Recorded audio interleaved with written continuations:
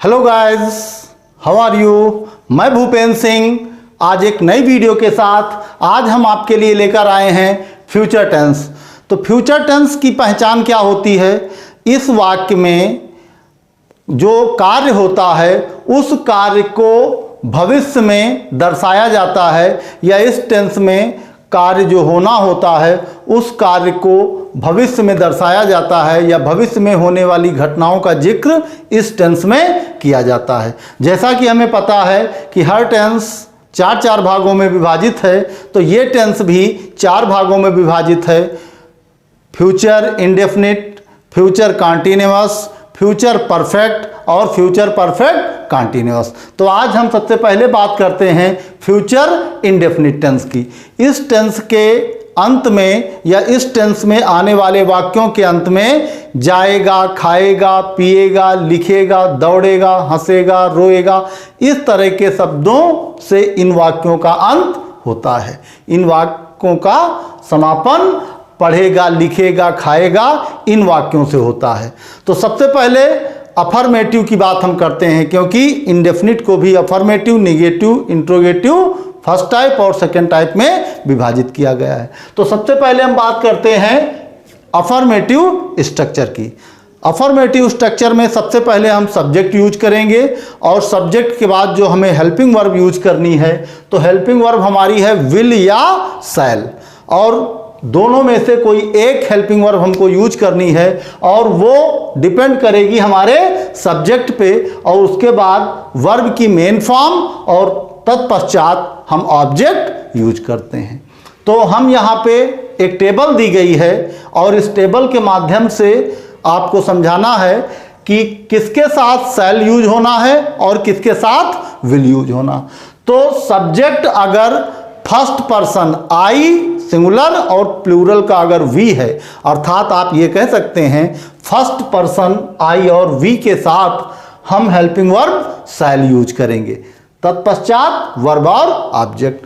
अगर हमारा subject he, C, it, दे या कोई भी सिंगुलर नाउन है, तो हम हेल्पिंग वर्ब विल का प्रयोग करेंगे। एक कंडीशन ऐसी आती है कि जब कार्य में बाध्यता प्रकट की गई हो या कार्य पर जोर दिया गया हो, जैसे वह बाजार जाएगा, ये तो सिंपल सेंटेंस है। तो नॉर्मली सेंटेंसों में he will go to market, वो बाजार जाएगा। लेकिन अगर इसी कार्य में बाध्यता प्रकट कर दी गई और कहा गया कि उसे बाजार जाना पड़ेगा या उसे बाजार जाना ही होगा, तो उस कंडीशन में जो हेल्पिंग वर्ब हैं वो आपस में अल्टरनेटली चेंज हो जाती हैं। फिर उस कंडीशन में आई और वी के साथ विल लगने लगेगा, और शेष सभी सब्जेक्ट या कर्ताओं के साथ शैल यूज होने लगेगा। लेकिन ऐसा कब होगा? ऐसा केवल उस कंडीशन में होगा जब कार्य पर जोर दिया जाएगा या कार्य में बाध्यता प्रकट की जाएगी। तो उस कंडीशन में हेल्पिंग वर्ब जो हैं वो आपस में अल्टरनेटली चेंज हो जाती हैं।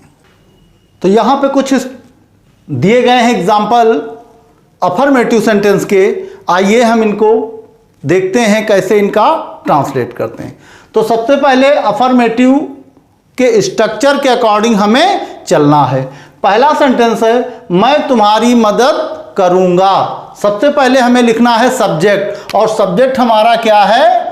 आई, और उसके बाद हमको यूज करना है हेल्पिंग वर्ब। तो हेल्पिंग वर्ब हमारी है विल या शैल। अब हमें सब्जेक्ट के अकॉर्डिंग देखना है कि विल यूज करना है कि शैल। तो जैसा कि पहले बताया जा चुका है कि आई और वी के साथ नॉर्मल कंडीशन में शैल यूज होगा, तो यहां आई के साथ हम क्या यूज करेंगे? शैल। आई शैल, फिर वर्ब की फर्स्ट फॉर्म मदद करना, तो हेल्प मीन्स होता है मदद करना। आई शैल हेल्प, और किसकी? तुम्हारी। आई शैल हेल्प यू, मैं तुम्हारी मदद करूंगा। नेक्स्ट सेंटेंस है हम कल दिल्ली जाएंगे। तो सबसे पहले हमको लिखना है सब्जेक्ट। यहां पे सब्जेक्ट क्या है? हम, अर्थात वी, और आई वी के साथ शैल यूज होना है। तो we shall we shall, verb है हमारी गो, जाना। वी शैल गो टू, कहाँ, Delhi. We shall go to Delhi, कब, टुमारो। टुमारो। एक चीज और ध्यान रखनी है, फ्यूचर टेंस में जो भी कल आएगा उस कल का मतलब होगा आने वाला कल से। तो फ्यूचर टेंस में जितने भी कल आएंगे उन सब कल के लिए हम टुमारो यूज करेंगे। तो we shall go to Delhi tomorrow. Next example है, तुम कल अपना काम नहीं करोगे।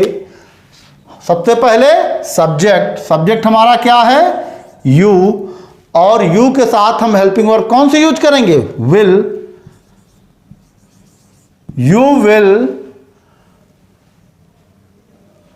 तुम कल अपना काम करोगे, और यहां लिखा है तुम अपना काम कल नहीं करोगे, तो यह सेंटेंस हो जाएगा निगेटिव। और जब सेंटेंस निगेटिव होगा तो निगेटिव के लिए स्ट्रक्चर में हेल्पिंग वर्ब के बाद हम क्या यूज करेंगे, नॉट। तो you will not, you will not do your work, you will not do your work, कब, कल, टुमारो।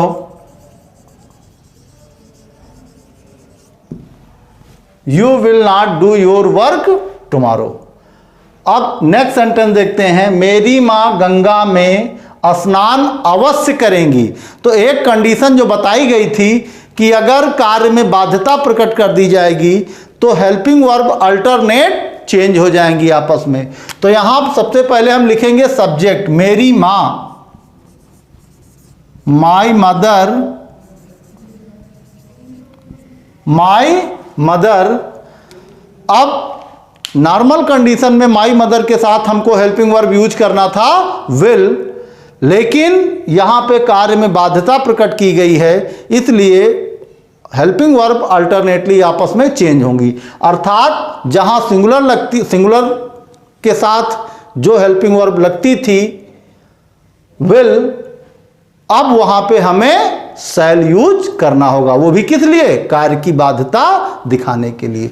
तो माई मदर शैल बाद, कहां, गंगा में, इन द गंगा,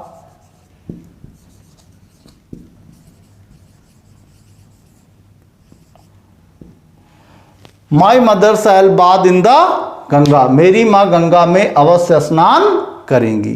तो ये तो कुछ एग्जाम्पल हैं। अब बात करते हैं निगेटिव सेंटेंस की। तो निगेटिव सेंटेंस वो सेंटेंस होते हैं जिन वाक्यों में नकारात्मक शब्द जुड़े होते हैं। तो ऐसे वाक्य जिनमें नकारात्मक शब्द जुड़े होंगे तथा जिनके अंत में लिखेगा, दौड़ेगा, खाएगा, पिएगा आदि शब्दों का उच्चारण होगा, ऐसे वाक्य फ्यूचर इनडेफिनिट टेंस के निगेटिव टेंस में आते हैं। तो सबसे पहले हम निगेटिव का स्ट्रक्चर देखते हैं कि कैसे हमको ट्रांसलेट करना है। सबसे पहले हम सब्जेक्ट लिखते हैं, उसके बाद हम हेल्पिंग वर्ब विल या शैल यूज करते हैं, उसके बाद नॉट का प्रयोग करेंगे हेल्पिंग वर्ब के बाद और मेन वर्ब से पहले, और उसके बाद ऑब्जेक्ट यूज करते हैं। तो यहां पर कुछ एग्जाम्पल दिए गए हैं निगेटिव सेंटेंस के। तो देखते हैं, जैसे पहला एग्जाम्पल है, कल अध्यापक अंग्रेजी नहीं पढ़ाएंगे। तो सबसे पहले हम सब्जेक्ट लिखते हैं, सब्जेक्ट यहां कौन है, teacher.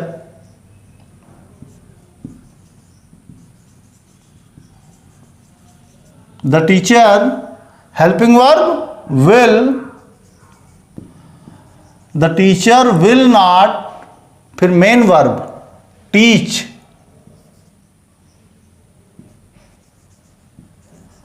the teacher will not teach English,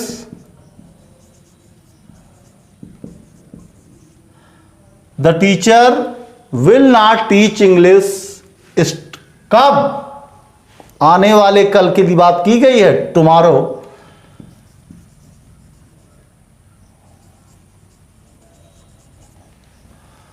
the teacher will not teach English tomorrow. Next sentence देखते हैं, मीरा अपनी मां को पत्र नहीं लिखेगी।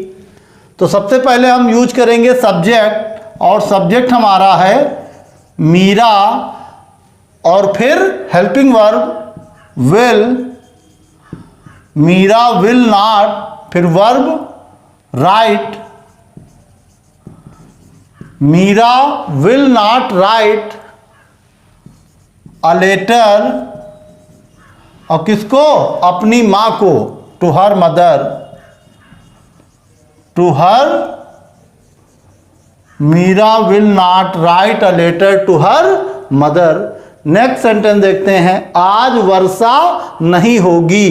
तो जो भी वर्षा, बारिश, आज, ऐसे सेंटेंस होते हैं, इसमें सब्जेक्ट इट माना जाता है। तो सबसे पहले हम क्या लिखेंगे? इट, और उसके बाद हेल्पिंग वर्ब यूज करेंगे, it will not rain today, it will not rain today, आज बारिश नहीं होगी या आज वर्षा नहीं होगी। नेक्स्ट सेंटेंस है, मैं अगले साल कार नहीं खरीदूंगा। तो सबसे पहले सब्जेक्ट क्या है? आई, और आई के साथ हम अमूमन नॉर्मल कंडीशन में कौन सी हेल्पिंग वर्ब यूज करते हैं? शैल। आई और वी के साथ शैल, से सभी कर्ताओं के साथ विल। तो यहां सब्जेक्ट आई है, इसलिए हमें हेल्पिंग वर्ब कौन सी यूज करनी है? Shall. I shall not buy, buy या यहां परचेज भी हम लिख सकते हैं। I shall not buy a new car, a new car कब? अगले साल, न्यू कार नेक्स्ट ईयर। तो ये तो कुछ एग्जाम्पल हुए फ्यूचर इंडेफिनिट टेंस के निगेटिव सेंटेंसों के। अब बात करते हैं इंट्रोगेटिव सेंटेंस की। तो जैसा कि हमें पता है, इंट्रोगेटिव सेंटेंस दो तरह के होते हैं, एक इंट्रोगेटिव फर्स्ट टाइप और एक इंट्रोगेटिव सेकंड टाइप। तो इंट्रोगेटिव फर्स्ट टाइप में कौन से सेंटेंस होते हैं? ऐसे सेंटेंस जिनकी शुरुआत क्या से होती है, वो सेंटेंस इंट्रोगेटिव फर्स्ट टाइप के होते हैं, तथा जिन वाक्यों में प्रश्न सूचक शब्द वाक्य के बीच में आता है, ऐसे वाक्य इंट्रोगेटिव सेकंड टाइप के होते हैं। तो यहाँ पे स्ट्रक्चर दिया हुआ है, और ये स्ट्रक्चर इंट्रोगेटिव फर्स्ट टाइप के ही अकॉर्डिंग दिया हुआ है। तो सबसे पहले वो सेंटेंस जिनकी शुरुआत क्या से होती है, तो उन सेंटेंसों या उन वाक्यों का अनुवाद करने के लिए, ट्रांसलेट करने के लिए ऐसे सेंटेंस का, सबसे पहले हम हेल्पिंग वर्ब विल या शैल यूज करते हैं। और ये विल या शैल ये डिपेंड करेगा हमारे सब्जेक्ट पे, जैसा सब्जेक्ट होगा उसी के अकॉर्डिंग हेल्पिंग वर्ब यूज होगी। और उसके बाद हम वर्ब की मेन फॉर्म यूज करते हैं, और उसके बाद ऑब्जेक्ट लिखा जाता है। सपोज दैट आपका सेंटेंस इंट्रोगेटिव सेकेंड टाइप का है, अर्थात प्रश्न सूचक शब्द वाक्य के बीच में आया है। उस कंडीशन में सबसे पहले हम उस क्वेश्चन वर्ड की इंग्लिश लिखते हैं। जैसे वो बाजार कब जाएगा, तो यहां क्वेश्चन वर्ड क्या है? कब, जो वाक्य के बीच में आया है। तो कब की इंग्लिश हम सबसे पहले लिखेंगे उस कंडीशन में, जब सेंटेंस आपका इंट्रोगेटिव सेकंड टाइप का है। तो सबसे पहले सेकंड टाइप के लिए है ये, सबसे पहले क्वेश्चन वर्ड उस कंडीशन में जब सेंटेंस हमारा इंट्रोगेटिव सेकंड टाइप का हो, सबसे पहले हम क्या यूज करते हैं? Question word. उसके बाद हेल्पिंग वर्ब, फिर हमारा आता है सब्जेक्ट, फिर वर्ब की first form and then object use करते हैं हम। तो यहां पे कुछ सेंटेंस दिए गए हैं। इन सेंटेंसेस में इंट्रोगेटिव फर्स्ट टाइप के भी सेंटेंस हैं, इंट्रोगेटिव सेकंड टाइप के भी सेंटेंस हैं। तो सबसे पहले हम सेंटेंस देखते हैं और इनको ट्रांसलेट करते हैं। पहला सेंटेंस है, क्या तुम कल स्कूल जाओगे? तो यहां पे सेंटेंस की शुरुआत हुई है क्या से। जब सेंटेंस की शुरुआत क्या से हुई है तो हम कह सकते हैं ये इंट्रोगेटिव फर्स्ट टाइप का सेंटेंस है। और इंट्रोगेटिव फर्स्ट टाइप का सेंटेंस ट्रांसलेट करने के लिए स्ट्रक्चर को फॉलो करना होगा। और स्ट्रक्चर में हमारे सबसे पहले आता है हमारी हेल्पिंग वर्ब विल या शैल। तो सबसे पहले हम विल या शैल यूज करेंगे, लेकिन वो डिपेंड करेगा हमारे सब्जेक्ट पे। तो हमारा यहां पे सबसे पहले हम देखते हैं सब्जेक्ट क्या है। सब्जेक्ट है हमारा तुम। तो जो हमको हेल्पिंग वर्ब यूज करनी है वो किसके हिसाब से यूज करनी है, यू के हिसाब से। तो आई वी को छोड़कर से सब कर्ताओं के साथ क्या यूज होता है, विल। तो हम यहां तुम के लिए कौन सी हेल्पिंग वर्ब यूज करेंगे, विल। विल। अब सब्जेक्ट विल यू, फिर वर्ब की फर्स्ट फॉर्म, और वर्ब यहां क्या है, जाना। विल यू गो, कहां, school. Will you go to school. Will you go to school, कब, कल, tomorrow. Will you go to school tomorrow. अब नेक्स्ट एग्जांपल देखते हैं, तुम दिल्ली कब जाओगे। यहां पर जो क्वेश्चन वर्ड कब है वो सेंटेंस के बीच में आया है, अतः हम कह सकते हैं ये इंट्रोगेटिव सेकंड टाइप का सेंटेंस है। तो सेकंड टाइप का सेंटेंस होने के लिए सबसे पहले हम क्या यूज करते हैं, क्वेश्चन वर्ड। और क्वेश्चन वर्ड ये कहा, कब, अर्थात कब की इंग्लिश क्या होगी, व्हेन। सबसे पहले हम यूज करेंगे व्हेन, और क्वेश्चन वर्ड लिखने के बाद शेष स्ट्रक्चर के अकॉर्डिंग हम रूल्स फॉलो करेंगे। तो व्हेन, और व्हेन के बाद हेल्पिंग वर्ब यूज होगी व्हेन विल, फिर subject when will you go to, कहां, Delhi. When will you go to Delhi, question mark. Next sentence है, क्या वह इन खिलौनों से खेलेगी। अब यहां पे जिसकी बात की गई है वो मस्कुलिन जेंडर तो नहीं है, क्या है, खेलेगी, अर्थात स्त्रीलिंग है। तो हम वह के लिए क्या यूज करेंगे, सी, ही यूज नहीं करेंगे। लेकिन सबसे पहले हमको देखना है कि हम हेल्पिंग वर्ब विल या शैल में से क्या यूज करें। तो हमारा सब्जेक्ट यहां ना आई है ना वी है, तो कुल मिला के हमें हर हाल में विल यूज करना है हेल्पिंग वर्ब। क्योंकि सेंटेंस क्या से शुरू हुआ है इसलिए इंट्रोगेटिव फर्स्ट टाइप का है, और इसके लिए सबसे पहले हम यूज करेंगे विल। और अब हमें यूज करना है सब्जेक्ट। सब्जेक्ट हमारा क्या बनेगा, विल सी। अब वर्ब हमारी क्या है, प्ले, खेलना। विल सी प्ले इन खिलौनों से, will C play with these toys. क्या वह इन खिलौनों से खेलेगी, will C play with these toys.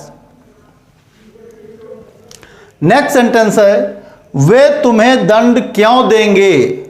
यहां पे क्वेश्चन वर्ड क्यों जो है वो वाक्य के बीच में आया है, इसलिए सेंटेंस कैसा है, इंट्रोगेटिव सेकंड टाइप। और सेकंड टाइप के लिए सबसे पहले हम क्या यूज करेंगे, क्वेश्चन वर्ड व्हाई। अब यहां सब्जेक्ट क्या है, दे, वे। तो व्हाई विल दे। अब वर्ब क्या है, punish. Why will they punish you. यहां यू ऑब्जेक्ट है। वे तुम्हें दंड क्यों देंगे, तो why will they punish you. तो ये तो कुछ एग्जाम्पल थे इंट्रोगेटिव फर्स्ट टाइप और सेकंड टाइप के। तो ये आज हम लोगों ने स्टडी किया किसका, फ्यूचर इंडेफिनिट टेंस का। और मैं आशा करता हूं कि ये वीडियो आपको पसंद आई होगी। Thank you.